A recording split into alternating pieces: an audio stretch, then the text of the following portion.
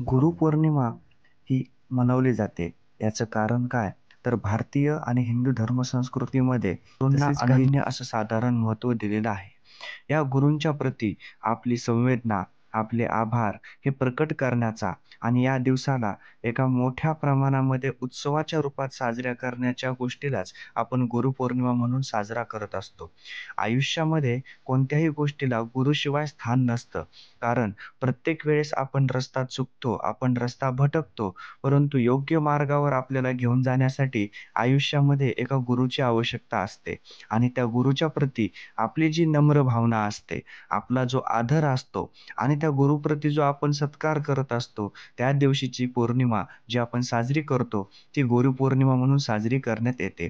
असंही म्हटलं जातं, की गुरुपौर्णिमा म्हणजेच वेदव्यास ऋषींचा जन्म. ज्या वेदव्यास ऋषी जे संस्कृतचे प्रचंड पंडित होते, त्यांच्याप्रती आदर म्हणून देखील व्यास पौर्णिमा म्हणून देखील ही गुरुपौर्णिमा आषाढ महिन्यामधल्या पौर्णिमेला साजरी करतात.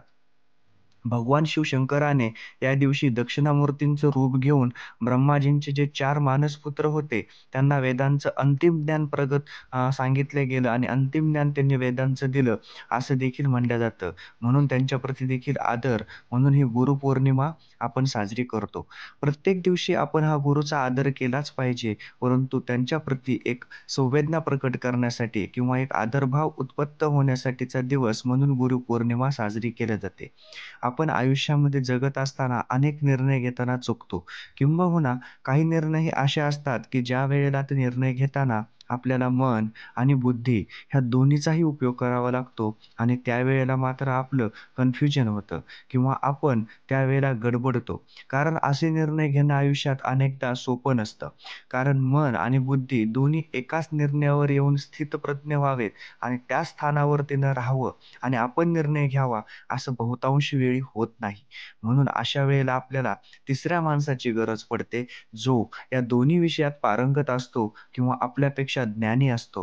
त्याचा जर आपण सल्ला घेतला, तर आपल्याला हे गुरु म्हणून देखील ते लाभलेले असतात. त्यांच्या प्रतीची आपण जी भावना व्यक्त करतो, ती ह्या गुरुपौर्णिमेलाच करतो. गुरु कोण असावा, कसा असावा, हा ज्याचा त्याचा वैयक्तिक प्रश्न आहे. परंतु गुरु हा नेहमी आपल्याला योग्य मार्ग दाखवणारा असावा. गुरुचा अर्थच असतो, जो आपल्याला अंधकारातून प्रकाशाकडे घेऊन जातो किंवा अज्ञानाच्या मार्गातून आपल्याला ज्ञानाच्या मार्गात घेऊन जातो. अज्ञानातून, अंधकारातून बाहेर काढतो.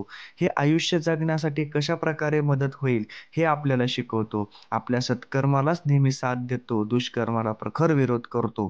आपल्यातल्या वाईट गोष्टींना बाजूला काढून चांगल्या गोष्टीची उत्पत्ती आणि जाणीव करून देतो. वाईट शक्तींना आपल्या बाहेर काढतो आणि चांगल्या शक्तीला वाव देतो. आपल्या सत्कर्माला नेहमी तो साथ देतो. आपल्या अयोग्य निर्णयाला नेहमी विरोध करतो. असा तो गुरु असतो. हा गुरु कोणीही असू शकतो तुमच्या आयुष्यामध्ये. अशा प्रकारे ह्या गुरुसाठी, ह्या गुरुच्या चरणी एक आपली प्रार्थना म्हणून गुरुपौर्णिमा साजरी केल्या जाते.